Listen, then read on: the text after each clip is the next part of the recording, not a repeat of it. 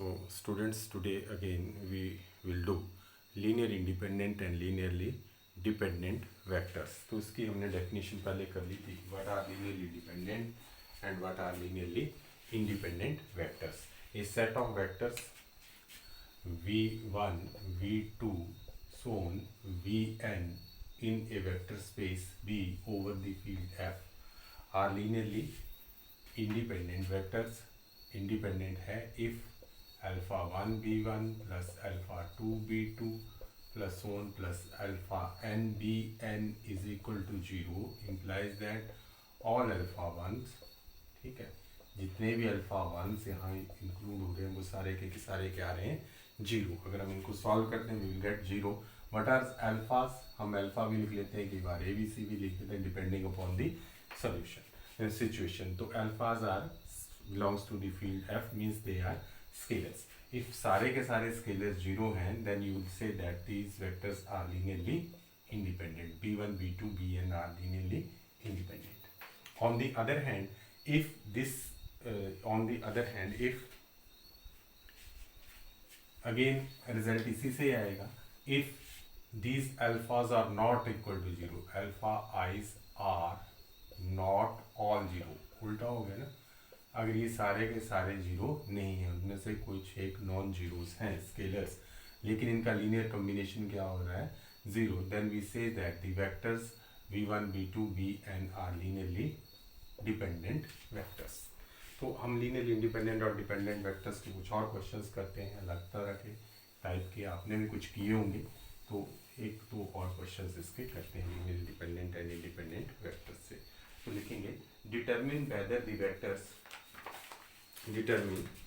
vectors v1 is equal to 1 minus 2 3, v2 is equal to 5 6 minus 1 and v3 is equal to 3 2 1.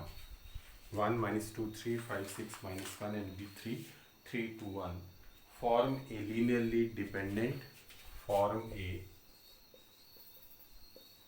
linearly dependent or linearly independent set of vectors over the field of B3R. B3R means these are the vectors over R3. means field भी real number की है और ये भी real, दूसरा भी real और तीसरा भी रियल. तो हमने इस पर फिर से अगेन वही देखने हैं कि कुछ स्केलर्स ले लेंगे और उनका लीनियर कॉम्बिनेशन ले लेंगे. तो स्केलर्स आप अल्फा 1, अल्फा 2, अल्फा 3 भी ले सकते हैं और ए बी सी भी ले सकते हैं, जो आपको कन्वीनियंट लगे. तो मैंने लिखा let A B C are scalars, और यहाँ पे स्केलर्स भी कहाँ से आएंगे रियल नंबर से, सच दैट इनका लीनियर कॉम्बिनेशन लिखते हैं. ए 1 माइनस 2 3 प्लस बी क्या आ जाएगा हमारे पास, बी तो बी है 5 6 माइनस 1 प्लस सी 3 2 1 और आर क्यूब में जीरो वेक्टर को डिनोट करते हैं 0 0 0 3. अब हम इसको मल्टीप्लाई किया, वह ए यहाँ यहाँ यहाँ मल्टीप्लाई हुआ, बी यहाँ यहाँ, और फिर कंपोनेंट वाइज हमने इसको ऐड कर दिया. तो यहाँ पे मुझे मिला ए, ठीक है, यहाँ पे मुझे मिला A plus 5b plus 3c first component. पहले स्केलर मल्टीप्लाई किया फिर वेक्टर एडिशन किया. Minus 2a plus 6b plus 2c. अभी तक तो आप इसको अच्छी तरह से कर ले रहे होंगे. तो 3a minus this is b and this is plus c is equal to 0 0 0. अब इनको कंपेयर करेंगे component wise. First component is equal to first component, second component is equal to second component, third component is equal to third component, and we will get 3 equations. और वो equations आ जाएंगी, will get 3 equations, और unknown भी क्या होंगे 3. a plus 5b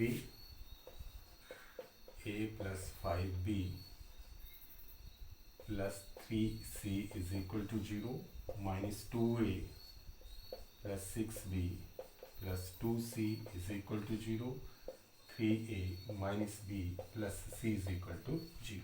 These are the 3 equations in 3 unknowns. Unknowns कौन से? a, b, c. अब unknown की values अगर 0 0 हो जाती हैं, if a is equal to 0, b is equal to 0 and c is equal to 0, then these vectors will depend linearly independent. और अगर ए बी सी में से वैल्यूज कुछ नॉन जीरो आ जाती हैं, sum of the values are non zero, तब हम कहेंगे कि these are the vectors linearly dependent. अब ये जो सिस्टम बना, इस सिस्टम को मैं आपको इधर बता देता हूँ। वेक्टर में, मैट्रिसेस में, दिस इज बना A X is equal to zero matrix system. ये एक्स अननोन्स का मैट्रिक्स है and this is the coefficient matrix.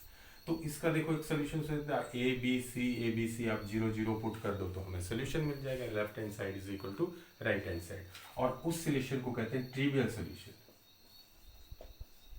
Trivial solution, trivial solution means अगर मैं एक्स कंपोनेंट यहाँ पे एक्स वाई जेड लिखूं तो means X is equal to zero, Y is equal to zero, Z is equal to zero.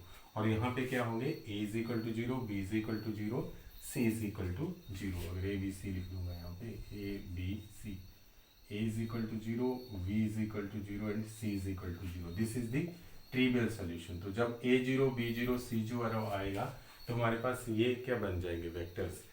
Vectors बन जाएंगे linearly independent vector, trivial solution. और trivial solution कब आता है, when determinant of A is not equal to zero.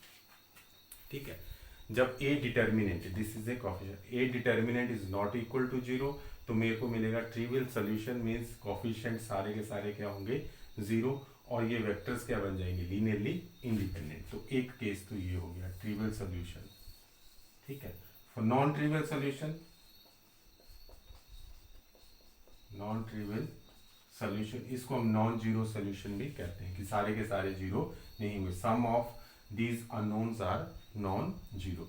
For non trivial solutions ये A determinant जो होगा वो नॉन जीरो होगा। A zero non trivial solution के लिए ए डिटर्मिनेंट क्या होगा, जीरो, और वेक्टर्स होंगे लीनियरली डिपेंडेंट। तो सिंपल सा हमारा ये क्वेश्चन रिड्यूस हो जाता है डिटर्मिनेंट के ऊपर। ट्रिवियल सॉल्यूशन कब होंगे, when determinant is non zero, और ट्रिवियल सॉल्यूशन में सारे कोएफिशिएंट की वैल्यू जीरो टू इंडिपेंडेंट, और सारे कोएफिशिएंट की वैल्यू उनमें से कुछ नॉन जीरो, तो it means non trivial solution. तब ये डिटर्मिनेंट क्या हो जाएगा, जीरो। तो अब हम इसमें सीधे क्या कैलकुलेट कर लेते हैं, डिटर्मिन कोएफिशिएंट मैट्रिक्स का determinant. So no determinant of coefficient matrix क्या आ जाएगा, 1 5 3 -2 6 2 3 -1 1, और इज इक्वल टू, अगर आप इसको कैलकुलेट करेंगे तो ये वैल्यू आ जाएगी zero. Therefore this system has, ये जो भी सिस्टम है इसको मैं मान ले लेता हूँ, system of equations 1 has non trivial solution. Trivial solution means there exist some values of A B C are non zero. हम ए बी सी की क्या वैल्यू आती है उससे हम नहीं ज़्यादा डील करते हैं, हम सिर्फ ये देखते हैं कि नॉन जीरो वैल्यूज आएंगी, यस नॉन जीरो वैल्यूज आएंगी, मतलब कुछ एक नॉन जीरो हो सकते हैं, non trivial solution. Therefore the vectors are linearly dependent, vectors are linearly dependent. ये जो गिवन सेट है that is linearly dependent set. तो ये था इसके पीछे की थोड़ी सी थ्योरी। अब एक नोट लिख लो, note the vectors are said to be coplanar.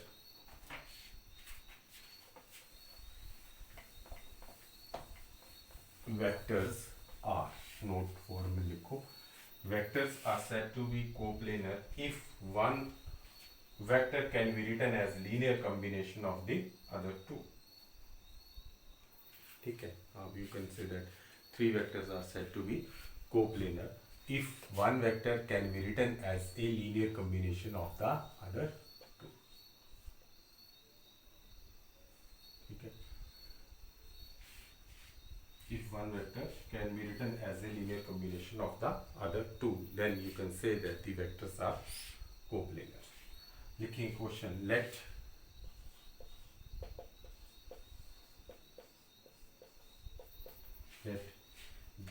B is a vector space over the field F. The set of vectors, the set of vectors v1 v2 v3 is linearly dependent if and only if v1 v2 v3 are coplanar are coplanar. तो हमें dependent होगी तो हमने इसको coplanar prove करना है, coplanar होगी तो हमें इसको क्या प्रूव करना है, डिपेंडेंट। तो सोल्यूशन में हम लिख के चलते हैं, सोल्यूशन में पहले लिख लेते हैं given vectors v1 v2 v3 are linearly dependent. Therefore the definition of the linear dependent is there exist scalars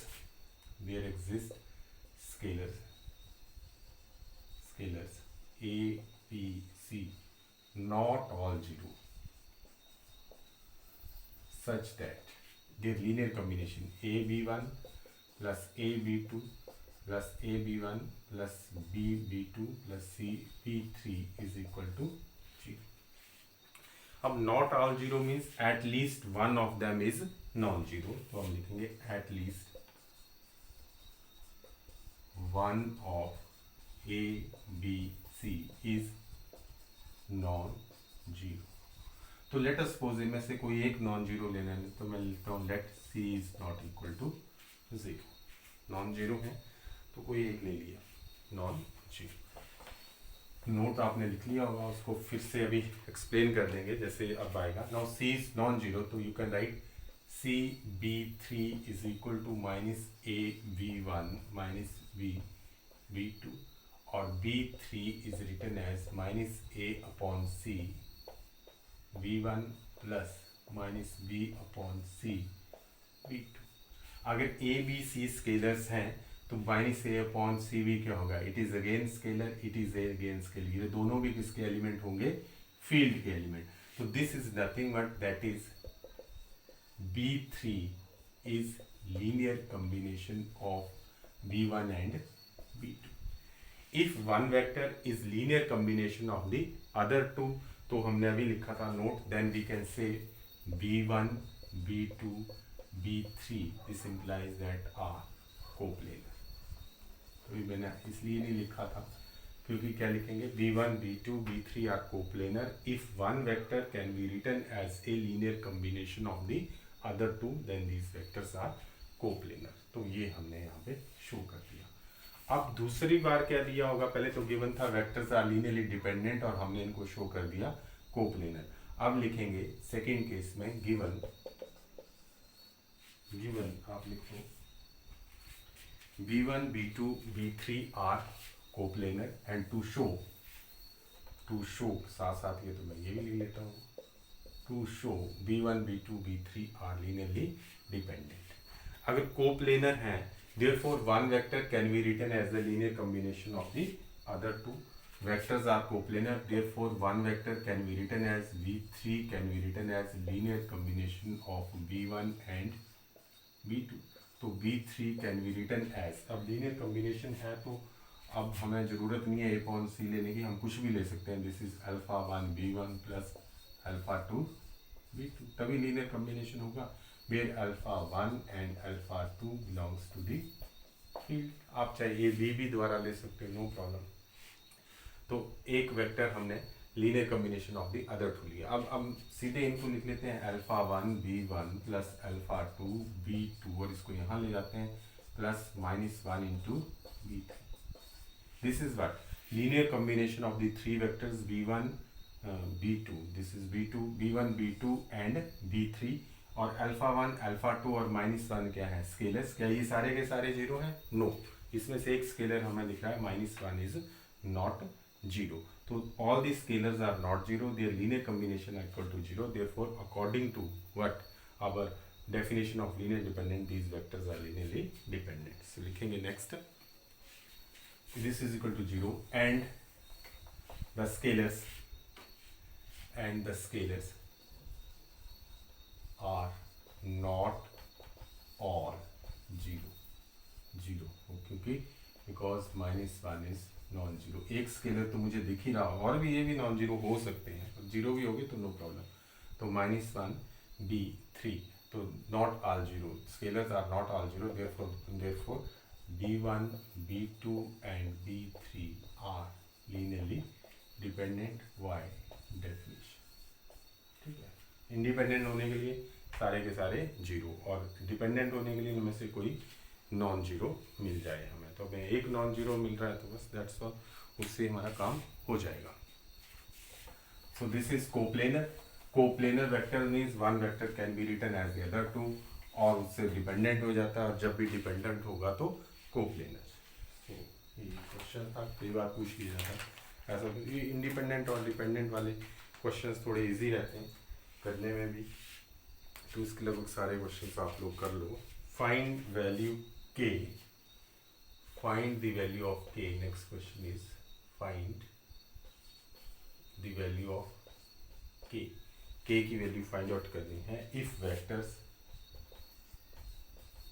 vector इसमें कॉलम फॉर्म में दिए होंगे तो भी कुछ जरूरत नहीं, कॉलम में दिए हों, रो में दिए हों वेक्टर्स तो वो वेक्टर ही रहेंगे। 1 -1 3 1 2 -2 and k 0 1. Find the value of k so that these vectors are linearly dependent. वैसे तो सिंपल मेथड है कि इसका डिटर्मिनेंट निकालो, लीनियर डिपेंडेंट है तो डिटर्मिनेंट क्या होगा, नॉन जीरो। लेकिन फिर मार्क्स पूरे नहीं मिलते हैं हमें, तो बिल्कुल इससे चलना है, प्रोसीजर से। So the given vectors are, suppose v1 is equal to, मैं ऐसे लिख लेता हूँ 1 -1 3। Given vectors are v2 is 1 2 -2 and v3 is k 0 1। Let a b c belongs to the field f। अगर उसने नहीं दे रखा तो हम इसको f लेके ही चलेंगे।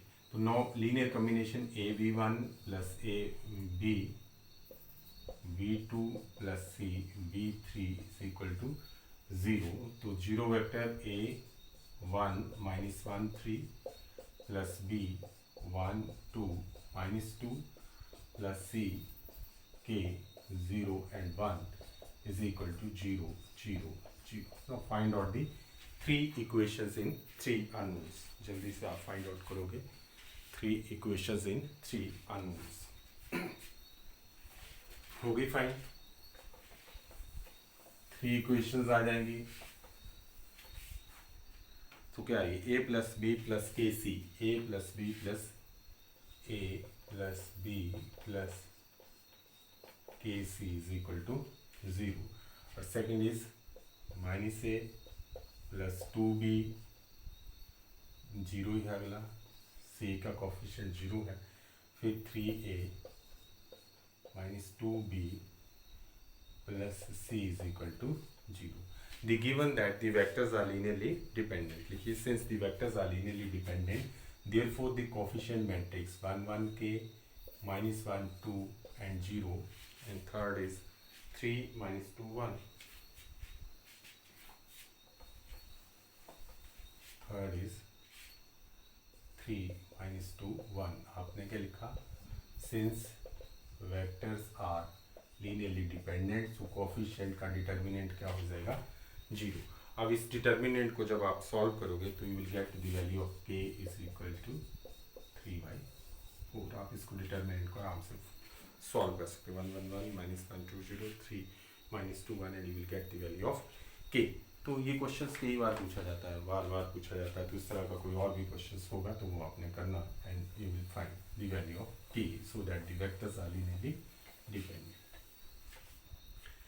अब लिखेंगे show that the polynomials, show that the polynomials x cube minus x plus 1, x cube plus 2x plus 1 और तीसरा polynomial x plus 1 are linearly independent। इसको we know that the vectors are linearly independent if this one, so let us suppose that this is vector v1, this is suppose v2 and this is suppose v3, and a b c are belongs to the field f। let give this is vector and let a b c belongs to the field f। लिखेंगे vector v1 v2 v3 are linearly independent, v1 v2 v3 are linearly independent if a v1 plus v2 plus c p3 is equal to 0, implies that a is equal to 0, B is equal to zero and C is equal to zero, तब independent होंगे।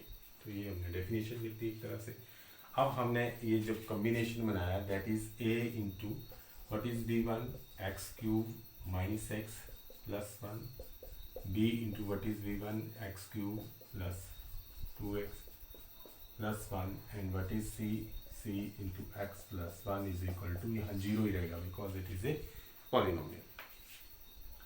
अब जब हमने इसको आपस में multiply किया और फिर उसके बाद इसके हमने कोफिशिएंट्स इक्वेट किए, पहले हमने इसको आपस में मल्टीप्लाई कर लिया, जैसे मैं करूँगा नहीं, जैसे A X cube minus A X plus A, B X cube plus 2v(x) plus B, C X plus, फिर हमने इकट्ठे कर लिए कोफिशिएंट, तो मेरे पास क्या आ जाएगा, ए प्लस बी और तो नहीं कोई X cube into X cube, A plus B into X cube plus अगले कोफिशिएंट्स में इकट्ठे करता हूँ, माइनस ए, एक्स के कोफिशिएंट है minus A plus 2b plus C into x plus constant term है मेरे पास A plus B plus C is equal to zero. और जीरो पॉलिनोमियल कैसे लिखा जा सकता है, एक्स क्यूब है तो मैं लिख सकता हूँ zero x cube plus zero x plus zero, इस तरह से आ जाता है। तो equating the coefficients I will gate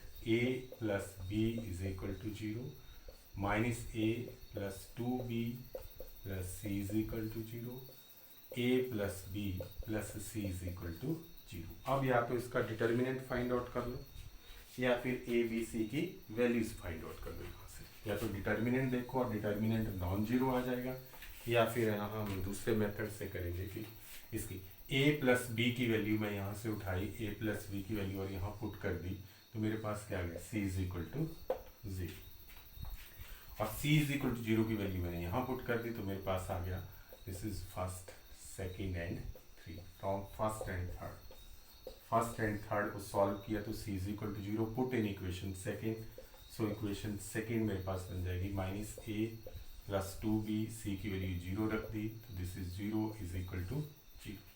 अब मैं इस इक्वेशन को फर्स्ट के साथ सॉल्व कर लूँगा, A plus B is equal to zero, दोनों ऐड किया तो this is 3b is equal to zero, that is b is equal to zero. जब देखो c भी जीरो आ गया, b भी जीरो आ गया, b is equal to zero की वैल्यू अगर मैं 1 में भर देता हूँ तो मेरे पास a भी क्या आ जाता है, zero. So ultimately I will get a zero, b is equal to zero, c is equal to zero. Therefore the given polynomials are a zero, b zero, c zero. Therefore the given polynomials are